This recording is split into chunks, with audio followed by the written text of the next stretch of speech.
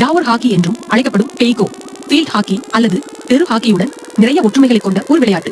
ஆனால் மிகவும் பழமையானது மற்றும் 1000 ஆண்டுகளுக்கும் மேலாக விளையாடப்படுகிறது. இந்த விளையாட்டு சீனாவின் இன்னர் மங்கோலியாவில் உள்ள டாவூர் இனக்குழுவிற்கு தனித்துவமானது.